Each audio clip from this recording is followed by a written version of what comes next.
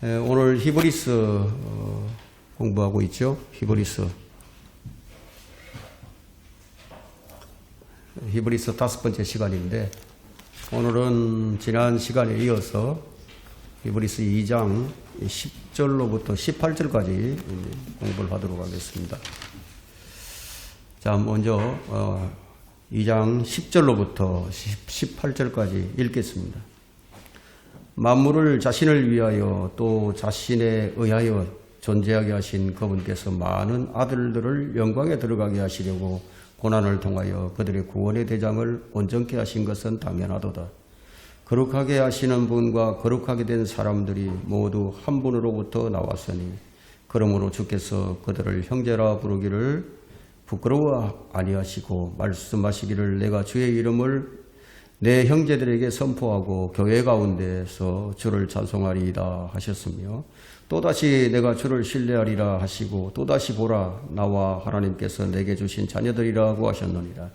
자녀들이 피와 살에 참여한 자인 것 같이 그 역시 같은 모양으로 동일한 것에 참여하신 것은 자신의 죽음을 통하여 죽음의 세력을 가진 자 곧 마귀를 멸망시키며 또 죽음을 두려워함으로 평생을 노예로 속박되어 있는 자들을 놓아주시려 함이라. 이는 주께서 진실로 천사들의 본성을 입지 않으시고 아브라함의 씨를 입으셨습니다. 그러므로 그가 모든 일에 마땅히 자기 형제들과 같이 되셔야 했으니 이는 하나님과 관련된 일들에 자비롭고 신실한 대제사장이 되셔서 백성의 죄들을 위해 화해를 이루려 하십니다. 그가 이 일에 친히 시험을 받아 고난을 당하셨으므로 시험받는 자들을 능히 도와주실 수 있느니라.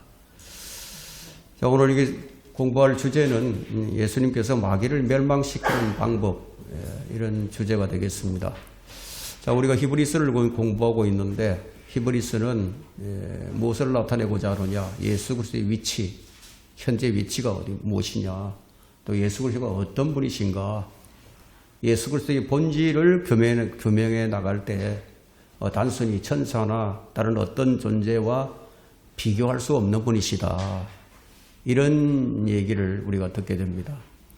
그분을 하나님께서 특별히 이제 이 땅에 보내실 때 어떤 목적으로 보내셨는지, 또 그분이 그 일을 감당하기 위해서 어떤 능력을 지니셨는지를 우리에게 명확하게 이제 설명을 해주고 있습니다. 이 말씀은 달리 말하자면 예수님을 똑바로 알라는 거죠.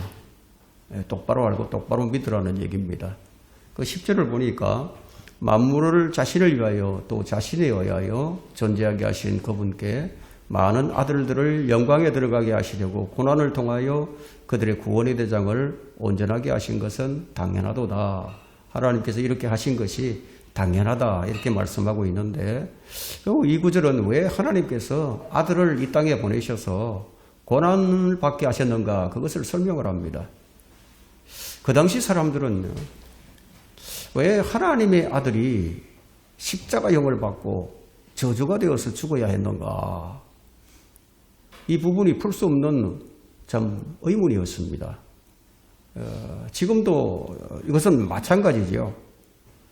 예수를 믿는 사람들은 복받는 사람이다, 복받은 사람들이다, 이렇게 얘기를 하면서 왜 어려움을 겪고 있는가? 자, 우리가 어려움을 겪는 걸 보고 세상 사람들을 이렇게 얘기하죠. 왜 믿는 사람들이 그렇게 어려움을 당하느냐. 또 그들뿐만이 아니고 예수를 믿으면 순탄하고 일이 잘 풀리고 뭔가 더 잘 돼야지 왜 어려움을 겪느냐. 믿는 사람들 가운데서도 이런 고민에 빠지는 사람들이 들어 있습니다.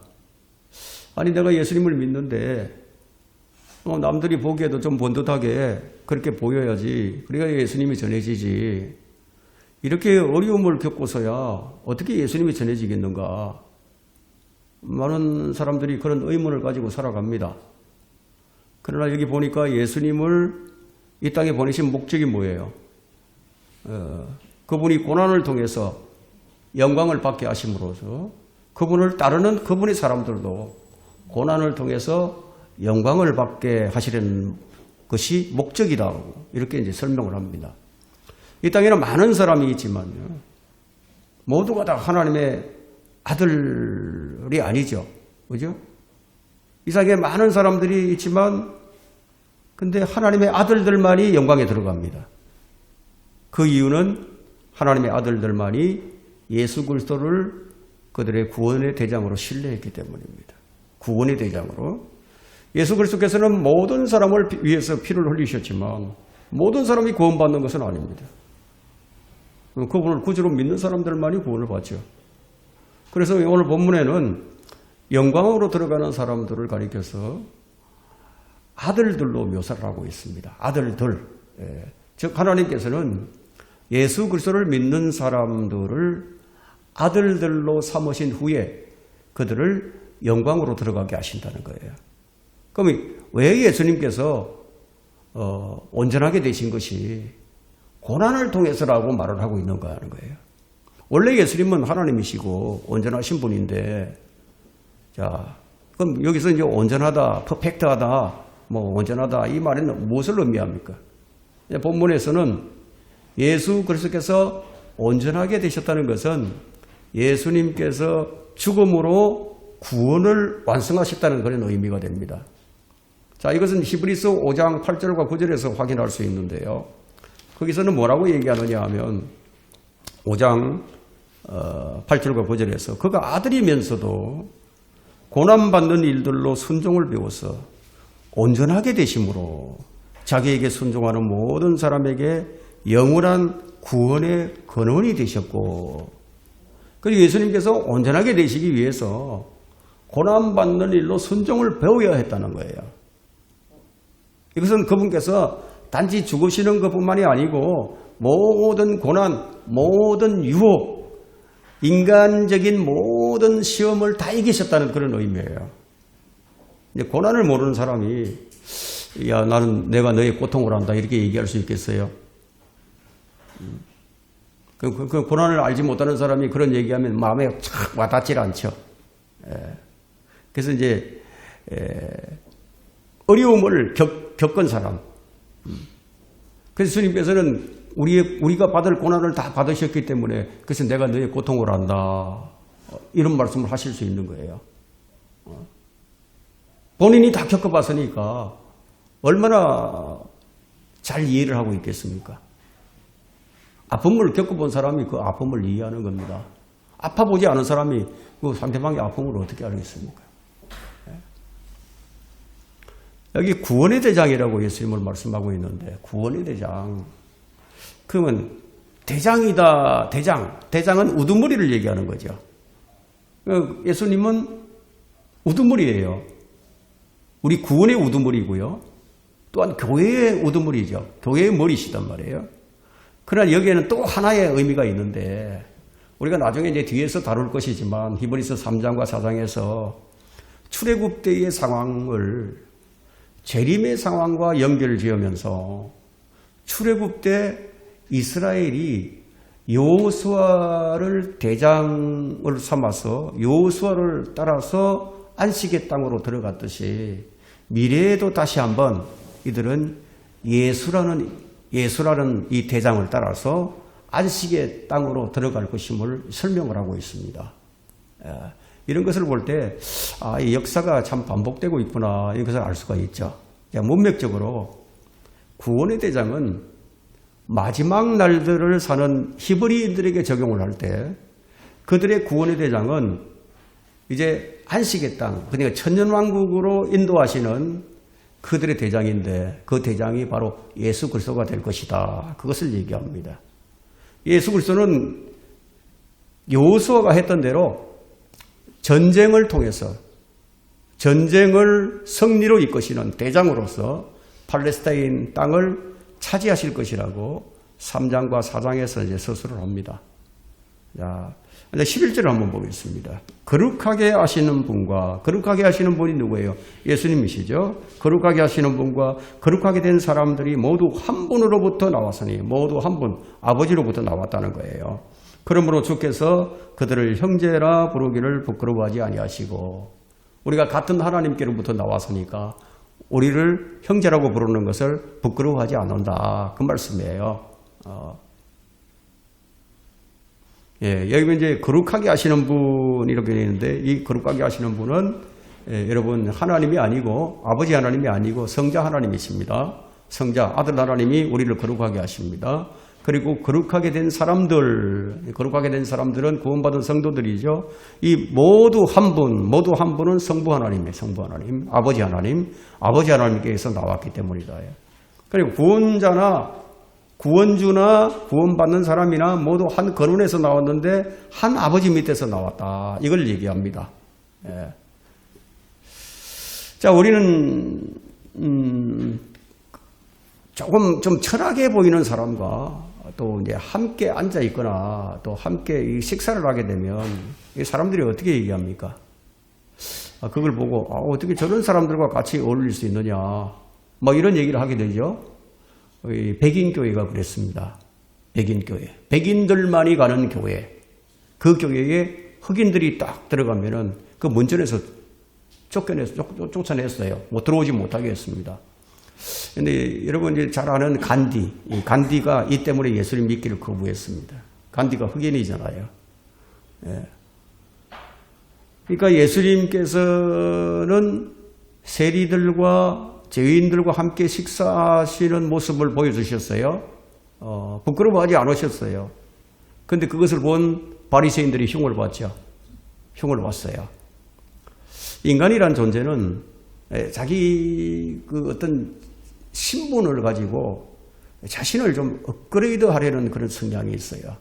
그래서 신분 상승을 위해서 격이 잘 안 맞게 되면은 좀 부끄러워하는 거예요. 어떻게 저런 사람이 여기에 와 있는가? 어떻게 저런 사람이 와 있는 자리에 나를 불렀는가? 뭐 이런 차별을 하죠. 그러나 우리 주님은 죄인들인 우리들을 형제라 부르기를 부끄러워하지 않으셨어요. 그분은 우리를 부끄러워하지 않으셨는데, 그렇다면 여러분은 어떻습니까? 여러분은 예수 그리스도를 혹시 부끄러워하지는 않습니까? 예수 그리스도를 전파하는 데 있어서 부끄러워하지 않느냐, 이걸 묻는 겁니다. 예수님은 하나님이시죠. 하나님이신데 인간과 똑같이 되시기 위해서 아들로 나타나셨어요.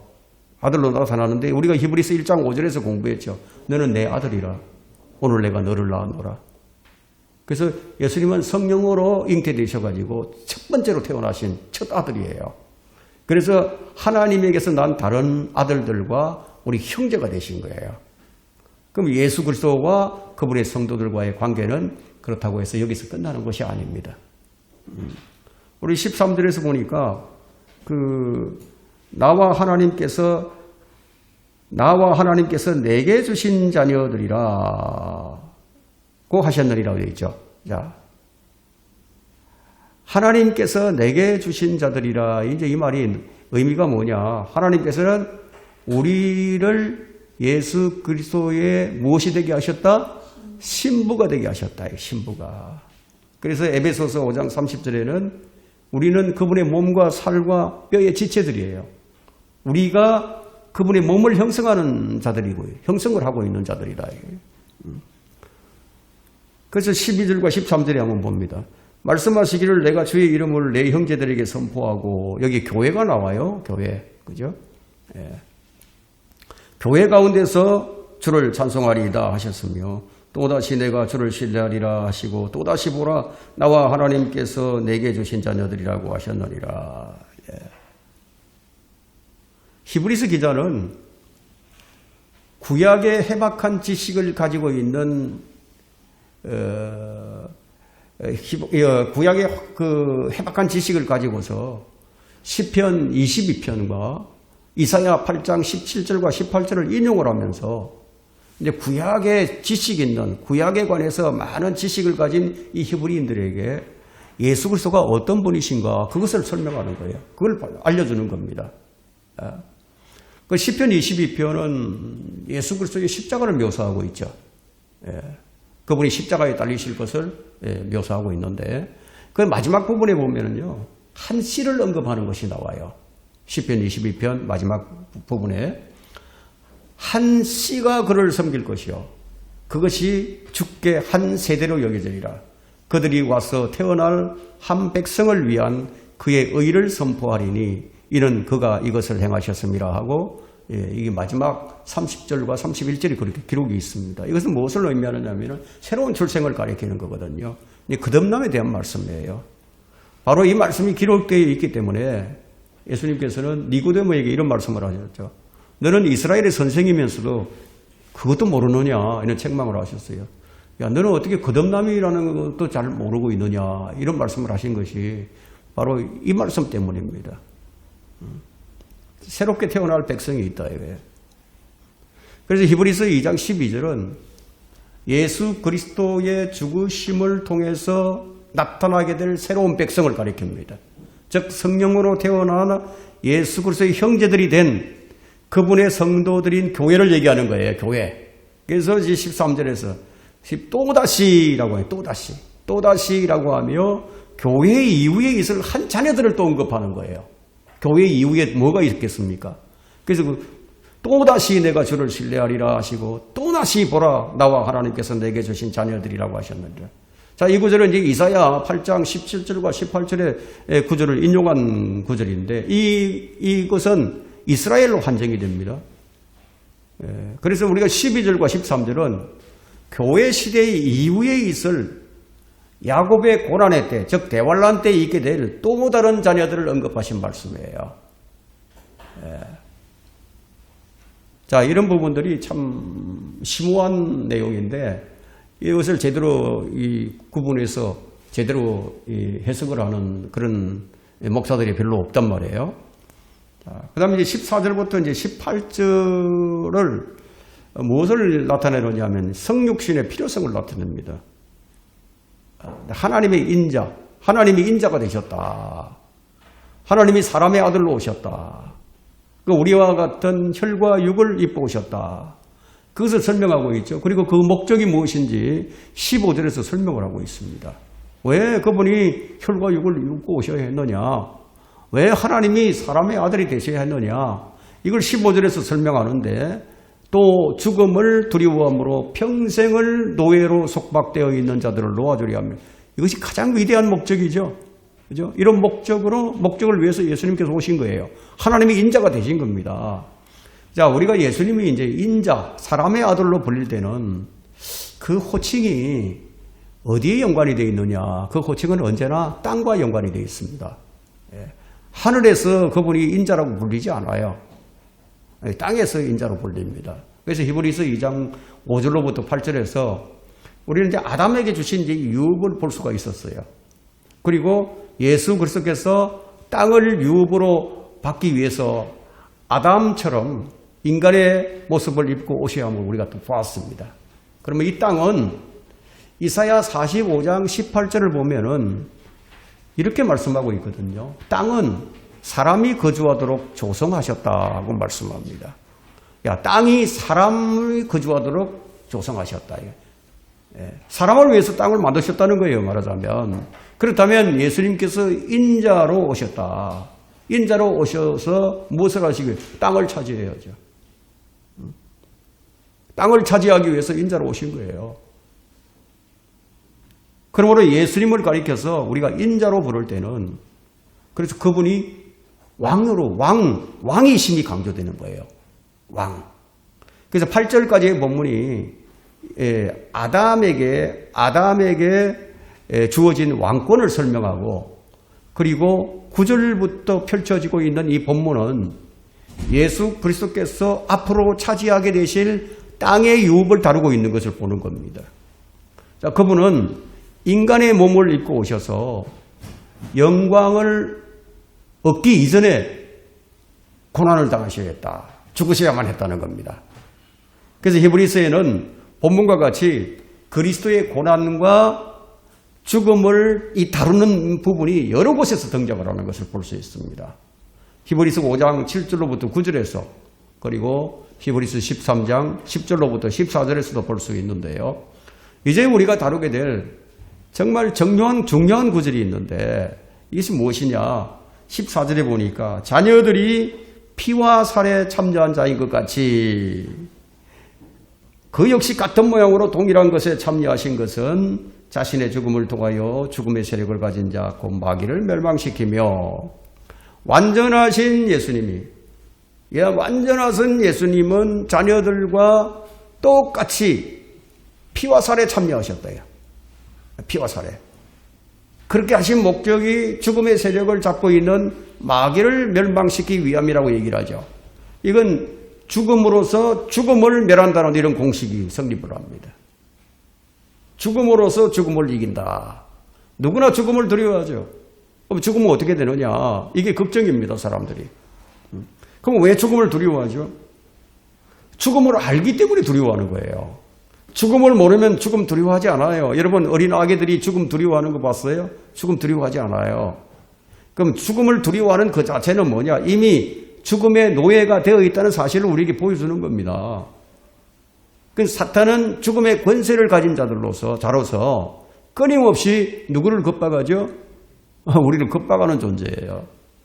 근데 우리 주님께서 이제 이 땅에 인자로 오셔서 그 죽음에 뛰어들어서 그 죽음을 이김으로써 그분을 믿는 모든 사람들을 죽음에서 해방해 주셨다는 거예요. 위대한 사건이죠. 그분의 부활은 사망 권세를 이기신 거예요. 그분을 믿는 우리에게 사망 권세에서 풀려나는 권세를 우리에게 주신 거예요. 그래서 우리 그리스도인들은 죽음을 두려워하지 않아요. 이 죽음의 문제가 해결되지 않으면 그건 구원받은 그리스도인이 아닙니다. 이 죽음의 문제가 해결돼야 돼요. 예수님께서 이 죽음의 문제를 해결하시려고 피와 살에 참여하셨다. 이걸 얘기합니다. 피와 살에 참여. 피를 가진 자는 여러분 죽게 되어 있어요. 여러분. 피는 죽게 되어 있다. 피는 썩어요. 육체의 생명이 피에 있죠. 예수님은 우리를 죽음의 속박에서 풀어주시기 위해서 죽을 몸을 가진 인간이 되신 거예요. 얼마나 큰 은혜입니까? 예수님께서 이 마귀를 멸망시키는 방법이 뭐였냐면은 자신의 죽음을 통하여 죽음의 세력을 가진 자, 그 마귀를 멸망시키며. 그래서 예수님은 피와 살에 참여한 겁니다. 사실 죽이는 권세나 살리는 권세나 모든 권세는 누구에게 있습니까? 하나님에게 있어요. 모든 권세는 하나님에게서 나와요. 그럼 하나님은 어떤 분이십니까? 나는 죽이기도 하고 살리기도 하며 상하게도 하고 낫게도 하고 내 손에서 건져낼 자가 없도다. 이 말씀이 신명기 32장 39절에 기록이 되어 있죠. 하나님께서 사탄에게 죽이는 권세를 주신 거예요. 사탄은 악한 일과 재앙을 내리는 일, 하나님의 진노를 내리는 일을 수행하기 위한 하나님의 종이에요. 사탄도. 아담이 타락해서 모든 육체가 죽게 되었습니다. 여기서 로마서 5장 12절에 기록하고 있는데 이런 연유로 한 사람에 의하여 죄가 세상으로 들어오고 그 죄에 의해서 사망이 왔으니 그리하여 모든 사람이 죄를 지었으므로 사망이 모든 사람에게 전달되었느니라. 아담 안에서 모두가 죽게 되었는데 그러나 지금은 우리는 예수 그리스도를 영접함으로써 새로운 생명을 얻었기 때문에 우리가 죽더라도 다시 살아난다. 이게. 다시 살아나는 하나님의 능력을 맛보게 될 것이라는 얘기입니다. 그래서 고린도전서 15장 26절에는 멸망받게 될 마지막 원수가 누구냐? 사망이라고 얘기합니다. 사망. 여러분, 사망과 생명 정반대죠. 예수님은 생명이십니다. 그분 안에 들어오는 자는 누구나 살게 되는 거예요. 그래서 나는 부활이요 생명이라. 나를 믿는 자는 죽어도 살 것이며 또 살아서 나를 믿는 자는 누구나 영원히 죽지 아니하리라. 예수님께서 이 말씀을 딱 하신 다음에 어떻게 얘기하셨는지 아세요? 네가 이것을 믿느냐고 질문하셨어요. 이거 안 믿으면 그 전부 가짜죠. 자, 이걸 믿는 사람은 죽음 두려워하지 않아요. 왜냐하면 영원하신 생명, 그 영원하신 생명이 바로 나의 생명이 되었기 때문이다. 우리의 생명은 예수 그리스도십니다. 우리 새로운 생명이 예수 그리스도입니다. 이제 히브리서 기사는 16절부터 18절에서 성육신의 필요성을 다시 한번 강조를 해줍니다. 그 16절 보시면 이는 주께서 천사들의 본성을 진실로 천사들의 본성을 입지 않으시고 아브라함의 씨를 입으셨습니다. 아브라함의 씨를 입으셨습니다. 누가 우리를 도와주실 수 있겠습니까? 여기 본문에서는 성육신하신 예수 그리스도라고 결론을 딱 내립니다. 주님이 아브라함의 씨를 입으셨다는 거예요. 아브라함의 후손인 마리아를 통해서 인간으로 오셨다는 얘기입니다. 그래서 로마서 1장 3절에는 또한 예수님을 가리켜서 다윗의 씨라고도 부르는데요. 그것은 어디까지나 육체를 따라서 그렇다는 얘기예요. 육체를 따라서. 그 로마서 1장 3절에는 그는 육체로는 다윗의 씨에서 나셨으며 그러나 그분의 진정한 씨는 뭐죠? 하나님의 씨죠. 하나님의 씨예요. 이것은 신약에서 강조되는 경건의 신비인데 여러분 디모데전서 그 3장 16절에는 경건의 신비는 논쟁의 여지가 없이 위대하며 위대하다. 하나님께서는 육신으로 나타나셨고 그 말씀이 기록이 되어 있죠. 이 말씀에 따라서 예수 그리스도는 육신으로 나타나신 하나님이시라는 겁니다. 본질이 그렇다는 거예요. 그러므로 그가 모든 일에 마땅히 자기 형제들과 같이 대서야 했으니 이는 17절이에요. 이는 하나님과 관련된 일들에 자비롭고 신실한 대제사장이 되셔서 백성의 죄들을 위해 화해를 이루려 하심이라.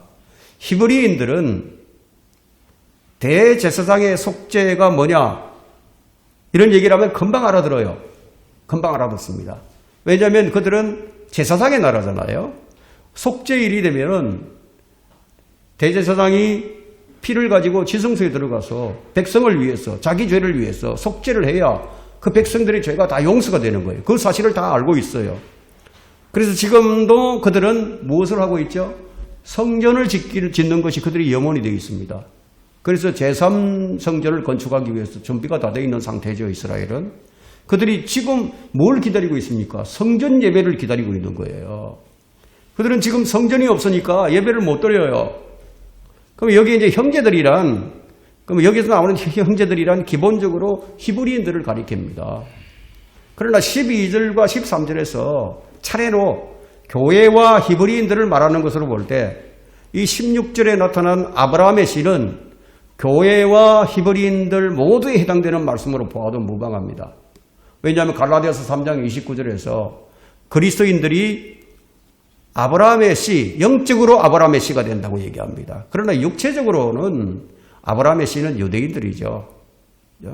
마태복음 1장 21절에서 예수님께서는 자기 백성, 유대인들을 그들의 죄에서 구원하시려고 오셨다고 말하고 있는데 그와 반면에 또한 요한복음 1장 12절에서는 영접하는 자, 누구든지 영접하는 자는 하나님의 아들이 된다고 말하고 있죠. 그래서 여기서 이제 우리가 형제들은 두 가지 의미가 있는 것을 알 수 있습니다. 첫째 유대인들이에요. 둘째 이방인을 포함한 백성들이죠. 자, 예수님은 자비롭고 신실한 대제사장이십니다. 그분은 아론을 포함한 구약의 대제사장 같지가 않아요. 여기 3절부터 이제 3장부터는 계속해서 대제사장, 위대하신 대제사장, 예수 그리스도가 어떤 분이신가, 그분의 대제사장이 무엇인가를 계속해서 설명해 나갑니다. 그만큼 예수 그리스도의 대제사장 직분이 중요하다는 것을 보여줍니다. 제사장이란 이제 기본적으로 백성들의 죄를 이제 용서하여 하나님과 화해하게 하는 직분을 가진 사람이에요.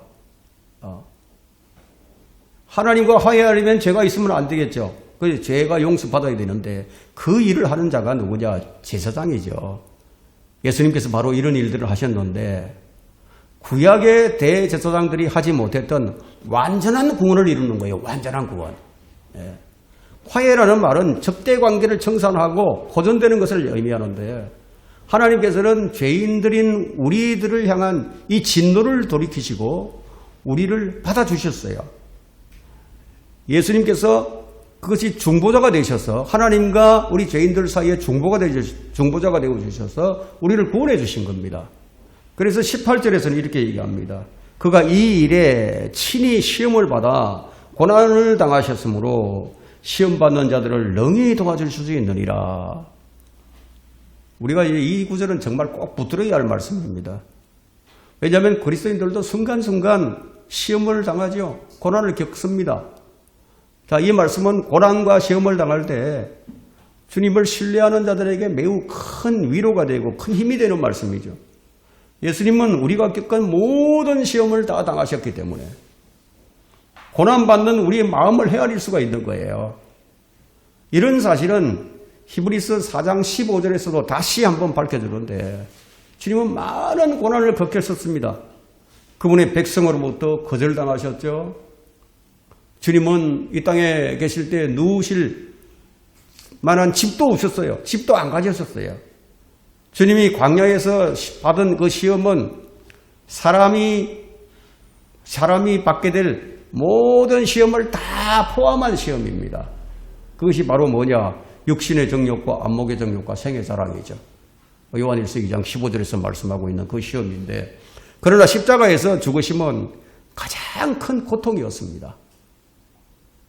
여러분, 십자가에 매달려서 그 못으로 손과 발을, 살아있는 사람을 못으로 망치로 쳐서 그걸 박는다고 한번 생각을 해보세요. 거기다가 가시를 엮어서 바늘을 만들어서 머리에 씌운다고 한번 생각을 해보세요. 이런 고난을 그분이 겪으셨다 이거예요. 누구를 위해서? 우리를 위해서 하셨다고. 그것을 여기서 강조하는 거예요. 그러면 우리가 이런 것을 들을 때, 야, 우리 그분의 은혜를 우리가 알아야 되겠구나. 그분의 은혜에 우리가 감사해야 되겠구나. 이런 마음을 우리가 이제 가져야 되는 거죠. 자, 주님께서 이 죽음의 속박 아래 놓여 있는 우리 인간을 구원하시려고 인간의 육체를 입으시고 죽음에까지 순종하시어서 이 고난과 모든 시험에서 승리를 하신 거예요. 그분은 승리자예요. 그래서 내가 세상을 이겼다 이렇게 말씀하시잖아요. 예. 우리가 어찌 이 모든 시험과 고난 앞에서 우리를 능히 도와주실 수 있는 그분을 우리가 신뢰하지 않을 수 있겠습니까? 이 말씀을 우리가 안다면, 이것에 대한 진정한 의미가 무엇이냐 안다면 우리가 그분을 신뢰하지 않을 수가 없는 거죠. 그죠? 오늘은 여기까지 합니다. 다음 시간에 계속하도록 하겠습니다.